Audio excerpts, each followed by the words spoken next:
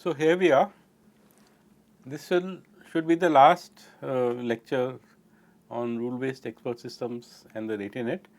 We will wind up with some more examples and a small exercise for you to do.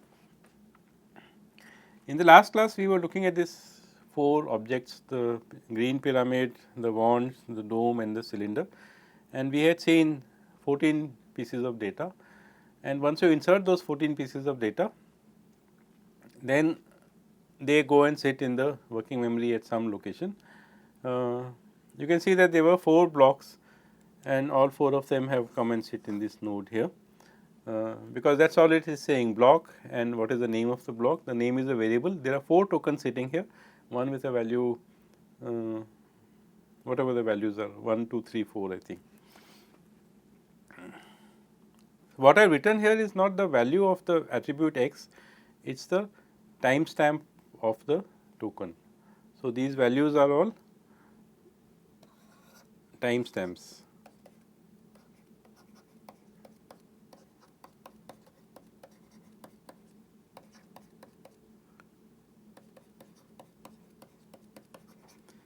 So, obviously, they stand for those particular tokens, and you can see that this is where those 14 tokens are sitting, and therefore, the Rete network not only embodies all the rules in your rule based system, it also serves as a memory for your rule based system. So, everything is in one place here essentially.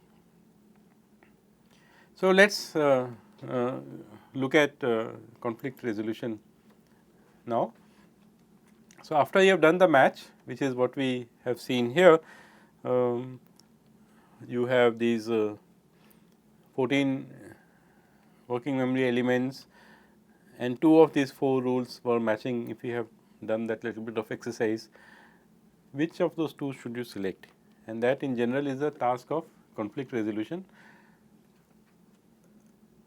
in the second of the 3 steps in the cycle: match, resolve, execute. How do we do resolve? So, let us look at the different cases. When a positive token is dropped in, it travels down and it may trigger some rules whose other conditions have already been met. So, that is why we say may trigger, because if it is one of the many patterns, it has to wait for other conditions to be met. So, if the other conditions have already been met, then this is the last piece in the jigsaw puzzle, as you might say, for that rule to become active, or more than one rule could also become active at the same time. So, when you drop a token and it triggers some rules, or one rule or more than one rule, then we can put all these rules, which instances, right. Remember that we are always talking about rule instances, rules plus timestamps of the data which is matching. That is the element in the conflict set. We can put all these rule instances in one bucket, and we know that all these rules have the same recency. In fact, it is the highest recency, because this is the last working memory element you dropped into the system and it triggered some rules. So, if you are going to be using recency strategy, then one of these rules will be selected by conflict resolution, and other rules may have matched earlier, but they are waiting somewhere. So, this is how to implement recency, is that the moment a rule gets triggered, you put it into a new bucket, and that new bucket tells you that these are the rules with the most recent working memory element. If you want to talk about specificity, which is the other major conflict resolution strategy that we had seen, and we had said that specificity is defined by the number of tests that a rule does before it matches essentially. And the number of tests, as you can imagine, can be approximated by the sum of the lengths of the paths. So, remember that if the green pyramid rule, for example, had 4 patterns, it needed 4 working memory elements to be this thing, and each of those 4 working memory elements travel down some path in the Rete network. the length of that path is indicative of the number of tests that are being done by that particular rule essentially.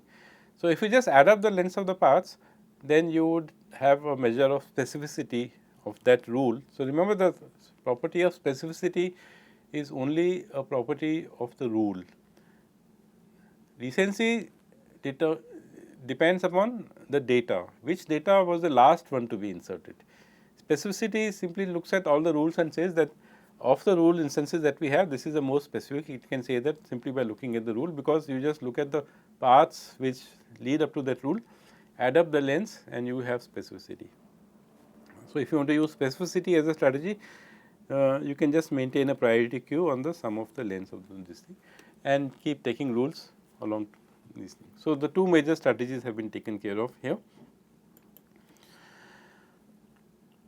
Now, remember at the end of the last lecture we said that the key point about the Rete algorithm and the Rete net is that every working memory element is inspected or seen only once essentially. So, it goes down the network and it may trigger some rules essentially. So, a rule instance now lies in the conflict set. You can implement the conflict set as a priority queue or whatever the case may be.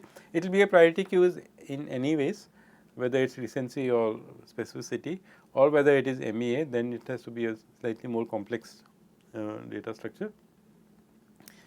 But once a working memory element triggers the rule and the rule goes into a conflict set, it is lying there. It is like a fruit in some sense which has ripened in a tree essentially. It is waiting to be plucked and eaten or executed as the case may be. But like a fruit that you can eat only once, a rule can also be only plucked only once. You can remove it from the conflict set and execute it, but then it is no longer in the conflict set, and therefore, the property of refractoriness that we were interested in is automatic. So, irrespective of whether you are using recency or specificity, refractoriness is taking care of the fact that you will remove the rule from the conflict set at the point when you execute it. So, that takes care of that. Then what about negative tokens? If you drop a negative token, remember that a negative token is generated whenever the action part of a rule says remove this working memory element or delete this working memory element, and delete and or remove is also part of modify. If you want to modify a working memory element, it is equivalent to saying remove the old element and replace it with a new one. So, remove is the negative token which is generated either by the remove action or the delete action, depending on what you want to call it, or by the modify action essentially. So, once a token is generated, you send it down. What is the task? You want to delete it from working memory. So, obviously, the Rete network, the alpha nodes will guide that token down to where it was lying, and once it lies there, then you would delete it from there essentially. Taking care that if you delete a token, then if there was some other rule which was matching this token, you have to be careful to remove that other rule from the conflict set as well essentially. So, this is something that you have to do if your system has to be correct essentially. The last thing that we have not spoken about too much is negative patterns. Remember what are negative patterns? We talked about ranking, assigning ranks to students. We said that if there is a student with marks M and there is no student with marks more than M, this pattern which said that there are no students with marks more than M was a negative pattern essentially, which is different from a negative token. A negative token talks saying that remove this working memory element. Negative pattern says there is no such working memory element. How do we handle negative patterns? So, whenever a positive token travels down a destination or a negative token travels down to a destination, a rule which has a negative pattern will be looking out for it essentially. So, if a rule says that there must be no such negative pattern and if a pattern arrives, then it must be removed from the conflict set essentially. On the other hand, if a rule, if a negative pattern had come, a negative token had come and deleted something which was required not to be there by a negative pattern, then that rule must be now activated and put it in the conflict set. Okay. So, I have done this in a little bit of a hurry, but if you just think carefully about this, the fact is that it is the tokens which are travelling down, and the pattern which is a negative pattern says that essentially it says that I do not want such a token. If such a token comes and if I was matching earlier, I will go out of the conflict set. But if a negative token comes and I was not matching earlier and it has deleted the token which I do not want, then I should go into the positive, go into the conflict set. It needs a little bit of thought, and hopefully you will work on it. Let us look at some examples more, so that we get a feel of this whole thing about Rete networks. These are some of the networks that we have worked with over the last few years while teaching the course. So, here is a network. I have not written the rules. I will leave this as an exercise for you to do, but you can see that it is talking about train fares. So, in India, a lot of times we get different kinds of concessions. We have to pay different kinds of fares depending on who we are and so on. So, for example, students have concession if they are traveling to college, and Arjuna awardees probably get to travel free, and so on and so forth. So, I have not stated what the right hand side of the rules are. I have simply stated that there are 4 rules here. One is, what do you pay for a child, what do you pay for a student, and under what conditions. What do you pay if you are going to, let us say, take part in national games or something. What do you pay if you are an Arjuna awardee winner? These 4 rules have been kind of embodied into this network, and I will urge you to try and look at this and try to write the rules which correspond to this network. Remember that a network is equivalent to the rules. We are not talking about data here, we are only talking about the rules essentially. So, this is one such rule based system which decides the fares, train fares, as to how much you have to pay. Here is another classification problem for geometric shapes, and the attributes that we are looking at is how many sides in a shape are equal, how many sides are there to start with. So, we are looking at figures with 3 sides and figures with 4 sides. As you can imagine, figures with 3 sides are triangles. So, you can see that A refers to a triangle. It is enough to say that something is a triangle if it has 3 sides, but there are other conditions. So, for example, rule F says that it is a right triangle. So, it is a triangle. So, one pattern has to come here, but it needs another pattern from here. And what is that pattern? It says how many right angles are there in the figure. So, obviously, a triangle can have only one right angle, and if that is the case, so if it is a triangle and if it has a right angle, it has a right angle, then it is a right triangle essentially. Likewise, you can see that that this D is meant for isosceles triangles, and it says that the number of equal sides is 2, and if it is got 3 sides and 2 of them are equal, then it is an isosceles triangle. If it is an isosceles triangle and also is a right triangle, then it is a right isosceles triangle. So, you have different rules for different things, and some of these things are mentioned here. Again, I would urge you to write these rules in an OPS file like language and see what your rule based system looks like. This is another representation of the same diagram. Here the names of the shapes are mentioned. Names of the shape corresponds to the rules that we are talking about. You can see that there are many shapes that we are talking about: parallelogram, rectangle, rhombus, square, and so on and so forth.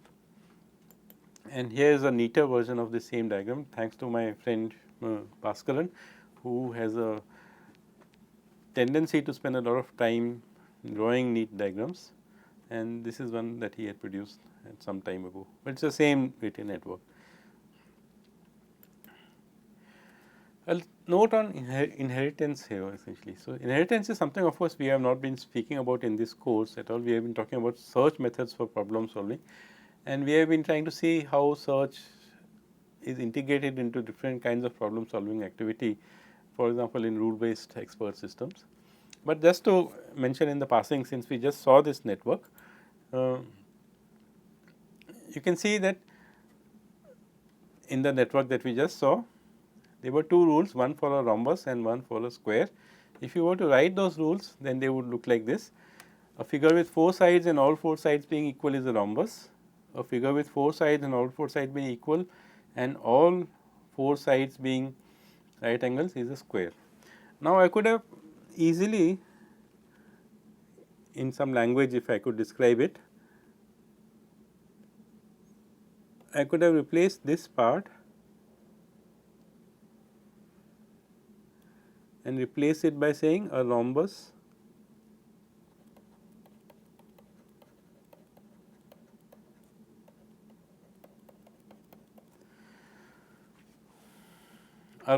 with 4 angles being right angles is a square. I could have said that as well, but of course, how you express, how you describe a shape is dependent on the language that is available to you. In our case, in the rules that we just saw, in the this thing we had how many sides are equal, how many sides does the system rule have, and how many right angles are there, how many parallel sides are here. These were the attributes you are looking at, whether something is a rhombus or not essentially, but in some language we could do that.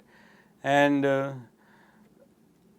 this has something to do with default rules. We have seen default rules earlier, but they also have an inheritance hierarchy, that a square is essentially a rhombus is essentially a quadrilateral, and so on.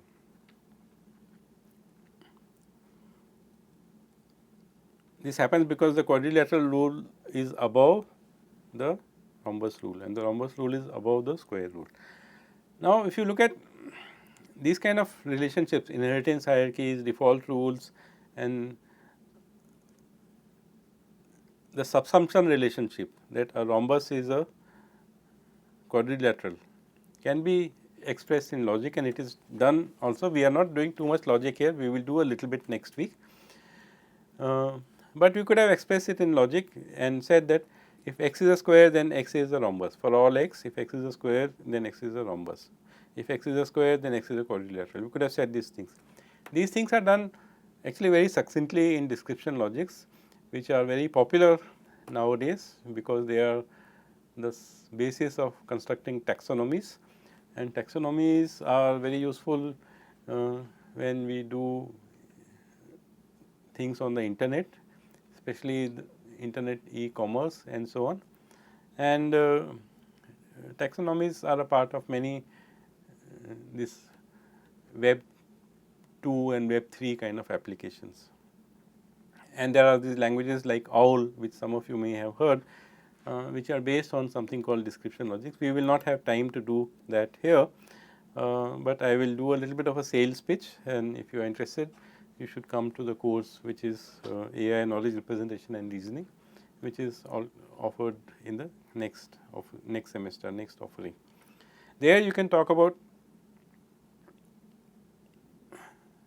relations like so a square is a rhombus is a quadrilateral, and so on. You can construct taxonomies and things like that, and these are languages to describe things, or noun phrases, languages for noun phrases, and they are called description logics.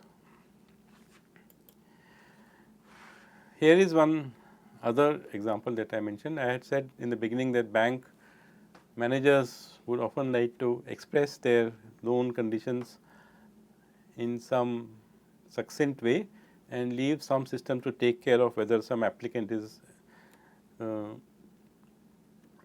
eligible for a loan or not. So, here is a small network we had constructed some time ago. Again, I would ask you to write down the rules for eligibility of bank loans. You might notice that in some countries, just having a particular name is enough for you to get a loan. Okay, let us move away from classification. Let us go back to games. That is something that we looked at, and this diagram is repeat from the game playing lectures about how we can play games using alpha beta search, and this was just illustrating that. We do not want to go into the details again here, just highlight the fact that you are using search to play games, and in particular this alpha beta algorithm. But humans do not always use search. Humans often use a knowledge based approach to tic-tac-toe or any game. For example, we are talking about tic-tac-toe here. So, we often use acquired knowledge to play the game rather than use a look ahead based search. So, for example, if you are playing chess, then you might study a book like Modern Chess Openings, which tells you as to how the different openings are typically played, Royal Lopez, King's Gambit, Queen's Gambit, or whatever the case may be, or the end game. Children learn that okay, if you have 2 rooks and opponent has a lone king, how can you checkmate the opponent? You do not need to do search. Once you have acquired that kind of knowledge, you can just use the knowledge, and that is the whole trade off between knowledge and search. Search is good for problems which you have not encountered before. Knowledge, if you have gleaned it from experience or from the experience of others, can be used to solve problems fast essentially. Search, of course, as we have seen throughout this course, tends to be exponential in nature. And very soon they figure out that the minimax value of the game is 0, and they also figure out how to play the game well. So, for example, they figure out rules like corner squares are good, center, control of center is good. If you can create a fork, then you are likely to win, and you must block opponents from doing things like creating forks and winning diagonals. So, you may build a vocabulary about which in terms of which you can write rules. So, you may identify free columns or a blocked column, or identify a diagonal which is available to a player, and then as an exercise I will leave it to you to try and write a rule based tic-tac-toe player essentially. So, write them in an ops file language. You have to obviously invent the vocabulary, what are the class names, what are the attribute names, and so on, and also give some thought as to what should be the conflict resolution strategy, so that your program plays optimally essentially. Remember that it is easy to play optimally in tic-tac-toe. Okay. Now, here is a preview of what is to come next week. When you look at an agent in the problem solving environment, and this diagram is something we saw when we were talking about planning, an autonomous agent in some domain operating in a dynamic world creates a representation of the world, senses the world around it, makes plans to achieve its goals, monitors the execution of those plans, and constantly updates what it knows. So, we are assuming a domain in which not only the agent is acting, but there may be other actors as well, and that is why we are calling this a dynamic world. But in the real world, you will have to keep track of, be aware of what is happening around you, and that is an important part of being an intelligent agent. You have to create a representation of the world around you and keep updating it. So, apart from what you know about the world, what is also important is what else you know about the world, and we can express it as follows: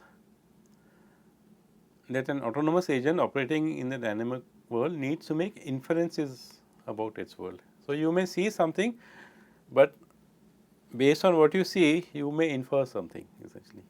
That part of an agent's activity is what we will look at next.